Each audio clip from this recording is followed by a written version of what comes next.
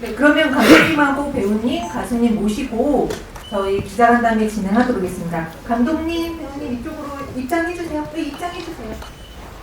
네, 배우님 가운데 앉아주세요. 네, 이름대로 앉아주시면 됩니다.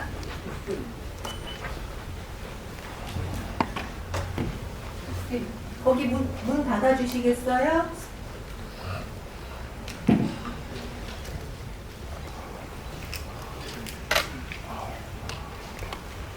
네, 그럼 영화 5월 18일생의 송동윤 감독님과 남소영 배우님 그리고 가수 완야님 모셨고요. 저희 감독님부터 네, 간단한 인사 말씀과 영화 개봉을 앞두고 소감 말씀 부탁드리겠습니다. 감독님 인사하시고 배우님, 완야님까지 인사 각각 해주시기 바랍니다. 안녕하세요. 송동윤 감독입니다. 어떻게 영화 잘 보셨습니까? 예. 저는 보는 내내 트라우마에 시달렸습니다. 갑자기 제가 금남로에서 개무대에 쫓기고 골목으로 도망가고 불안하고 공포를 느끼고 그랬었거든요. 지금도 가슴이 두근거리거든요. 저는 5.18 당사자고요. 그 때문에 그 죄책감으로 저는 26일날 도청이 함락된 26일날 강주를 도망쳐 나왔고요. 그 때문에 죄책감 산자로서 죄책감이나 자괴감 방황을 했었고요. 그 때문에 제가 독일로 유학을 갔고 전 독일에서 공부를 마쳤습니다. 독일 대학에서 연극영화 TV학으로 학사석사 박사를 했고요. 기구에서 2년 동안 시민운동 하다가 대학교 교수를 10년간 교수로 재직을 했었고요. 지금은 영화 감독, 제작자, 소설가로 살고 있습니다. 이 영화는 계엄군과 시민군의 싸움이 아니라 제 영화 속에서도 그런 내레이션이 계속 반복해서 나오는데 1980년 5월 18일 이후에 살아남은 사람들이 46년 동안 어둠의 터널을 지나온 어머니, 딸, 공수대원 그 세 사람의 삶을 통해서 우리 시대에 아직도 계속 5.18이 진행되고 있다는 것을 보여주고 있는 영화고요. 오늘 국민투표 국회에서 국민투표가 있는데 그 결과가 어떻게 되는지 모르겠습니다. 저는 계속해서 이 영화 시사회 전국 시사회 하면서 계속해서 외쳤던 구호가 5.18 정신 헌법 전문 수록을 얘기했었고 구호로 외쳤습니다. 아마 국힘이 반대해서 부결이 됐을 것 같은데요. 영화에서 제가 강조했듯이 아직도 그 피해자들은 계속해서 어둠의 터널을 지나오고 있습니다. 그런 영화입니다. 감사합니다.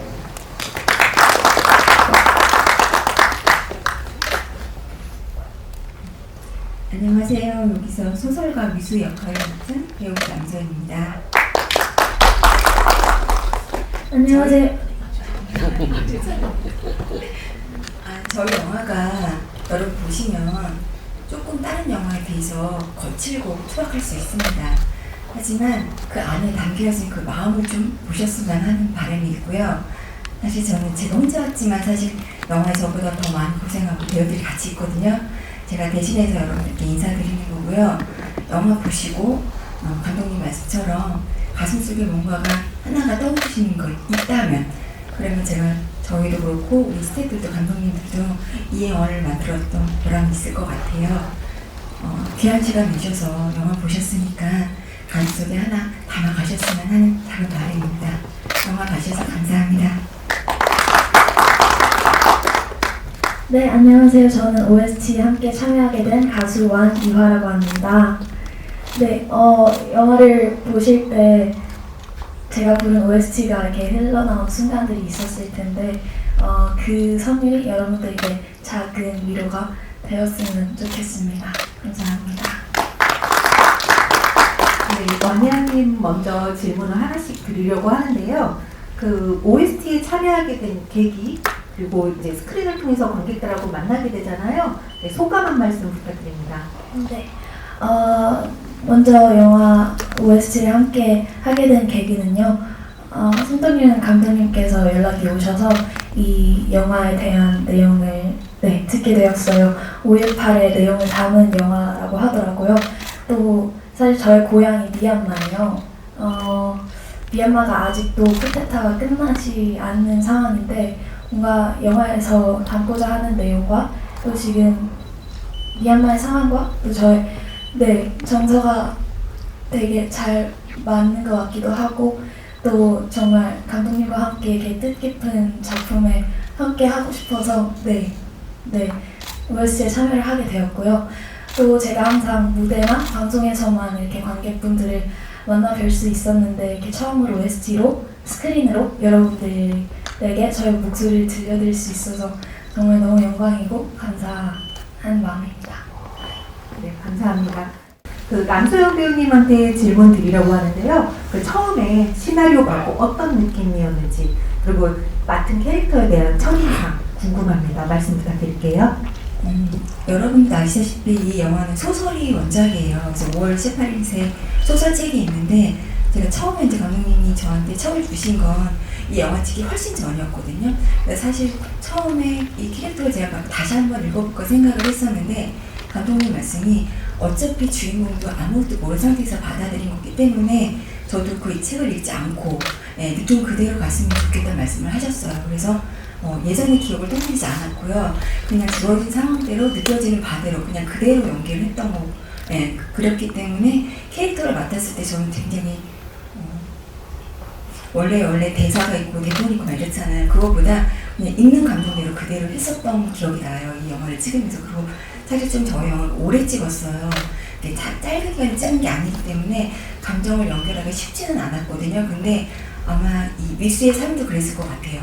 오랜 기간이었기 때문에 아마 기억이 없었던 시간도 있었을 거고 너무 미웠던 감정이 조금 사그라졌던 시간도 있었을 것 같아요. 그거를 저도 영화 찍으면서 그대로 느꼈던 것 같거든요. 그래서 아마 감독님이 해주신 말씀이 맞았던 것 같아요. 아마 미수도 저처럼 그런 마음으로 살아가지 않았을까 싶어서 캐릭터를 받았을 때 저는 너무 좋았어요. 사실은 틀에 박지 않은 캐릭터라서 제가 느끼는 대로 할 수 있을 것 같다는 생각이 들어서 너무 감사하게 생각했어요.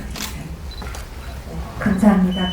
그리고 감독님께 좀 중요한 질문을 드리려고 하는데 아까 인사 말씀 하시면서 전체적으로 이 영화가 어떻게 만들어졌고 어떤 마음으로 영화를 만들었고 이렇게 말씀은 다 해주셨지만 조금 더 구체적으로 질문을 드리자면 작품의 제목이 5월 18일생입니다. 이를 통해서 이제 전달하고자 하는 메시지 한 번 더 말씀 부탁드립니다. 우리 영화의 제목이 5월 18일생이잖아요. 5월 18일에 애가 태어나고 태어난 그 시간에 아버지가 행방불명이 되고 어머니는 그 아버지를 찾아서 20여 년 동안 전국을 돌아다니고 첫날 밤에 신혼여행 첫날 밤에 선배, 그 당시는 선배, 남편 된 그 선배가 이야기를 하죠. 자기가 사라지면 꼭 찾아달라고, 찾아서 집으로 데려오라고. 그 약속 때문에 20여 년을 전국을 돌아다니면서 남편을 이렇게 끝내는 남편을 찾아서 집으로 데려오죠. 그런 내용, 그게 큰 줄기를 이루고 있고요. 주제는 용서와 화해, 용서와 화해에 대해서 좀 생각을 해봤었고요. 영화 속에서 계엄군 출신의 사내가 자기가 죽인 애 무덤을 찾아가서 용서를 빌죠. 근데 그 무덤에 애 아버지가 있었고 결국은 이제 그 아버지 앞에서 용서를 빌죠. 근데 아버지가 소주병을 들고 이제 내리치려다가 차마 못 내리치고 장면이 바뀌죠. 근데 그걸 사람들은 용서로 이야기를 하더라고요. 근데 저는 그 결정을 관객들한테 맡겼어요. 제가 그 입장이라고 하면은 저는 용서를 못했을 것 같아요. 왜냐면은 그 발포 명령을 했던 그 살인자 전두환은 용서 없이 세상을 떠났잖아요. 해서 그 용서하해를 극명하게 보여주는 영화가 있거든요. 그 올리버 스톤의 7월 4일생인데요. 그 영화 배경이 60년대예요. 60년대 우리 사회 60년대하고 거의 오버랩되는데 그 빨갱이로부터 조국을 미국을 수호하자는 반공과 애국심이 강요당하는 그런 시대였거든요. 60년대가 우리나라도 마찬가지고 그런 사회 분위기 속에서 자란 아이가 고등학교를 졸업하고 그 해병대 자원 입대를 해서 베트남에 참전을 합니다. 전투 중에 그 혼란한 전투 중에 양민을 학살하고 실수로 동료를 향해서 방아쇠를 당겨 동료를 죽이게 되고 그 때문에 죄책감을 방황을 하게 되고 나중에 전역을 해서 미국으로 돌아오죠. 결국은 자기가 죽인 동료의 부모를 찾아가서 용서를 빕니다. 용서해 주십시오. 허공을 바라보고 있던 아버지가 말하거든요. 신이 너를 용서한다라고 해도 나는 너를 용서할 수 없어. 그게 용서와 화해인 것 같아요. 우리 영화의 주제가 용서와 화해고 또 하나는 기억이거든요. 기억. 엄마는 기억을 잃어가는 것 때문에 괴로워하고 딸은 더 선명해지는 기억 때문에 괴로워하고 공수대호는 5.18에 머물러 있는 기억 때문에 괴로워하고 이러한 그 세 사람의 서로 다른 삶을 통해서 아직도 우리 사회가 5.18의 악몽에 시달리고 있다는 것을 말하고 있습니다. 그게 주제거든요. 네, 감사합니다. 그 와니아님은 이번에 기다릴게, 5월 그날, 그 다음에 하얀 백지 세 곡의 OST에 참여하게 됐는데요. 어떤 감정을 담아서 노래를 부르셨는지 궁금합니다. 네, 일단 가장 먼저 최민 작곡가님과 또 감독님이 표현하고자 했던 서정성과 또 애절함을 표현하는 데 집중을 했었고요. 그리고 슬픈 감정을 넘어서 남겨진 사람들에게는 위로를, 또 떠나간 이들에게는 기억을 약속드리는 마음으로 불렀던 것 같습니다. 네, 감사합니다. 그 남소영 배우님한테 질문이 있는데요. 영화 보셨으니까 본인이 연기한 이제 역할 말고도 다른 배우님들 토탈에서 인상 깊은 장면이나 아니면 인상 깊은 캐릭터나 어떤 대사가 있는지 좀 꼬집어서 한번 말씀 부탁드립니다. 사실 저는 배우다 보니까 제 연기보다는 다른 배우들 연기를 많이 보게 되거든요. 근데 사실 저희 그 영화의 엄마 역할 하시는 배우님이랑 어린 엄마 역할 하시는 두 분이 너무 고생을 많이 하셨어요. 그리고 저희 영화는 일반 영화랑 좀 다르게 여러분들이 나레이션하고 음악을 들으시면 훨씬 더 감정을 많이 느끼실 수가 있는 영화예요. 그래서 대사들도 보면 그냥 일반적인 생활 대사가 아니라 약간 시적인 대사들이 많거든요. 저희 영화는. 그리고 다른 영화에 비해서 나레이션도 굉장히 많은 영화고요. 그래서 굳이 뽑을 수가 없는 게 사실은 나레이션 자체가 다 그냥 시 같아요. 사실은. 그리고 마음을 너무 많이 울리는 대사들이 많고요. 특히 엄마나 그 어린 엄마나 나중에 성인이 된 엄마의 대사들은 그냥 듣고만 있어도 사실은 좀 저는 너무 많이 봤는데도 계속 눈물이 나요. 근데 여러분들도 아마 저랑 비슷한 감정이시지 않을까 싶어요. 그래서 그냥 대사로 전달하는 게 아니라 나레이션으로 아니면 감정으로 그리고 음악이 또 받쳐주기 때문에 여러분들이 굳이 많은 대사가 필요하지 않아도 그 감정을 느낄 수 있지 않을까 싶어서 저는 모든 대사가 다 마음에 와닿는다고 생각합니다. 감사합니다. 그리고 감독님한테 아까 이제 다 한 번 다 말씀해 주셨는데요. 그래도 중요한 부분이라서 한 번 더 이제 질문을 드리고자 합니다. 이게 뭐냐면 감독님께서 직접 집필한 소설을 원작 소설을 영화화하실 거잖아요. 그 소설을 영화화해야겠다라고 생각하신 계기, 그 과정은 어떠하셨는지 한 번 더 짚고 설명 한번 부탁드립니다. 그 소설은 영화를 만들기 위해서 쓴 거고요. 저는 지금도 계속 생각을 했던 게 촬영 기간에도 그렇고 가장 진실한 영상은 가해자나 피해자가 살아있는 동시대 그들의 증언을 토대로 만들어야 된다라고 생각을 했습니다.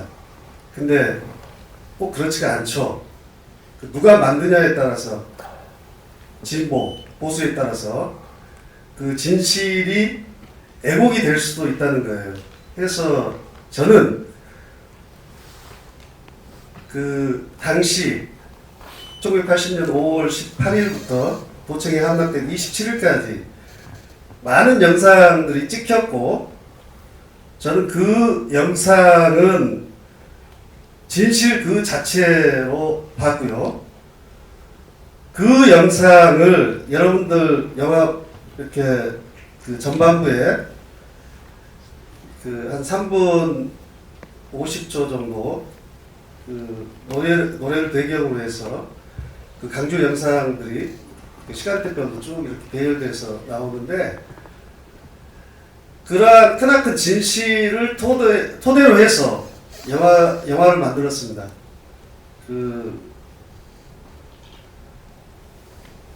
그게 진실이죠. 바꿀 수 없는. 그리고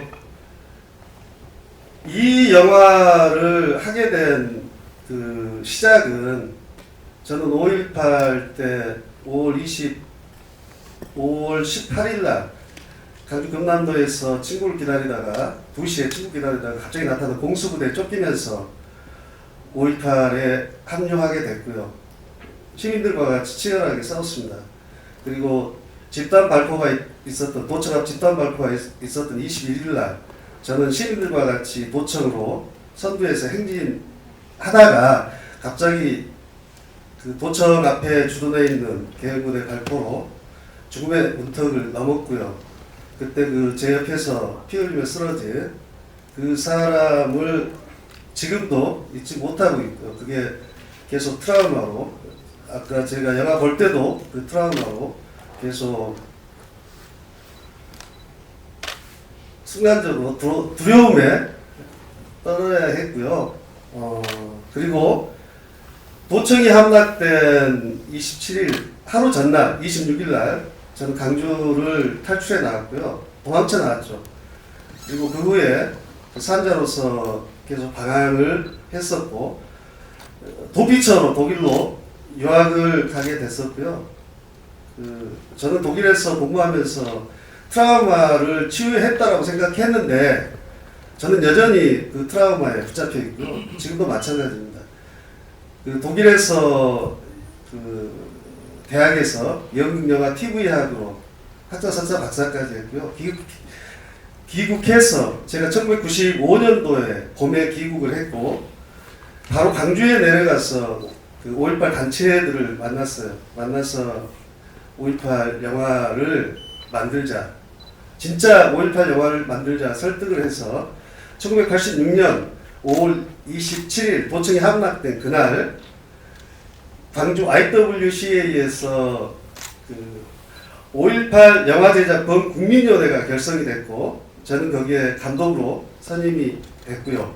진짜 중요한 것은 그 다음날 그러니까 5월 28일이죠. 도청 함락된 그 다음날 스태프들과 같이 아침에 일찍 망월동 묘지를 참배를 했습니다. 그때 제가 대표로 나가서 5.18 영령들께 약속을 했어요. 반드시 5.18 영화를 만들어 5.18 정신을 전 국민의 정신으로 승화시키겠노라고 약속을 하고 영화 제작을 시작을 했는데 결국 못했어요. 그 당시만 해도 그 5.18에 관계된 권력자들이 사회 요소에 박혀 있었고 저는 탄압과 압력으로 결국은 포기할 수밖에 없었고 그 후에 저는 대학교 교수로 가서 10년 동안 재직을 했었고 그 후에 학교에 사표를 내고 나와서 2019년 영화 제작을 목적으로 소설을 썼고 그 소설을 원작으로 해서 그 영화 5월 18생을 만들었고요. 5월 14일 날 개봉을 하는데 제가 30년 전에 그러니까 1996년 5월 28일 날 망월동에서 했던 약속을 30년 만에 약속을 지키게 됐습니다. 네, 말씀 감사합니다. 저희가 아쉽지만 정해진 시간 관계상 기자간담회는 이것으로 마치도록 하고요. 포토타임하고 미니 공연이 있으니까 끝까지 자리해 주시기 바랍니다. 그러면 감독님하고 가수님 배우님은 그 바깥에서 잠시 대기해 주시기 바랍니다. 네, 장례 정도 후에 포토타임과 미니 콘서트 진행하도록 하겠습니다. 잠시만 기다려 주세요.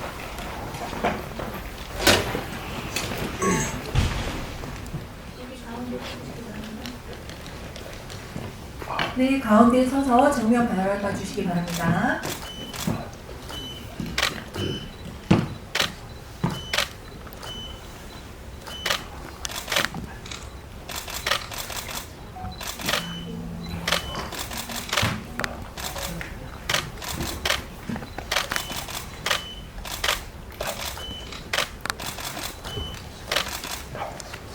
네, 잠깐 자리해 주시고요. 남소영 배우님 입장해 주세요. 가운데에 자리해 주시기 바랍니다. 네, 정면 바라봐 주세요.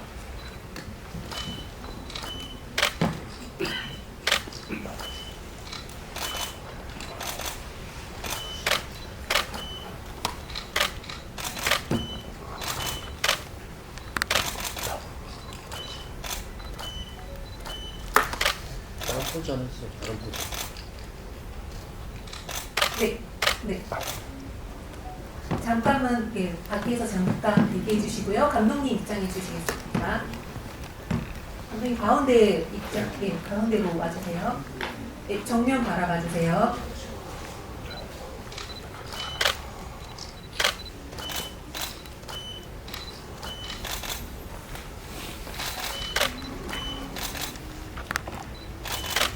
네, 저희 감독님하고 배우님, 가수님 단체 사진 먼저 찍겠습니다. 네, 배우님 가운데 해주시고요. 완희연님 옆에 네, 딱 붙어서 친하게 가운데 가주세요.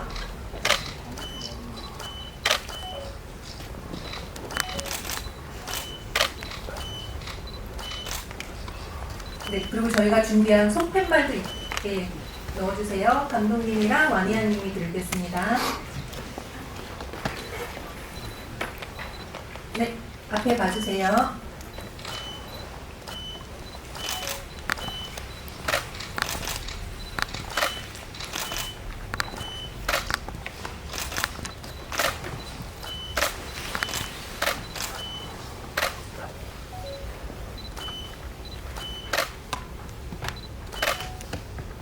네, 이어서 감독님하고 배우님은 앞에 자리 잠깐 앉아주시고요. 완희연님한테 마이크 전달 부탁드립니다.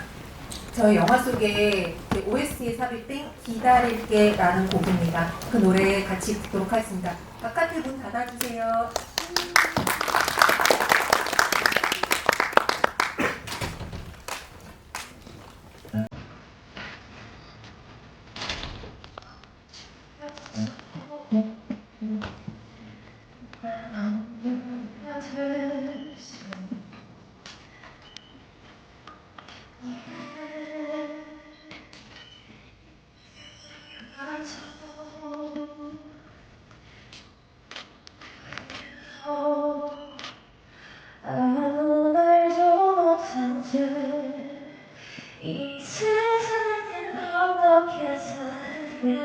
내가 할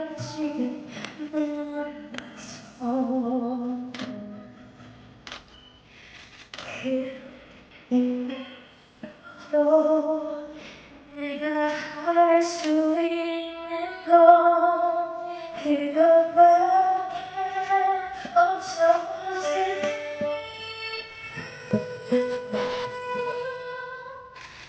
난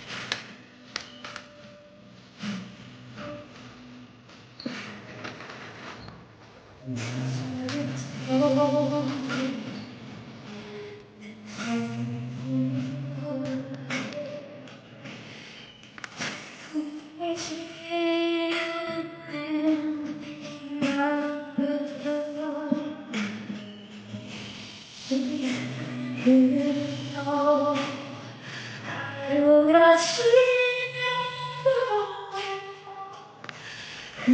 새로운 하루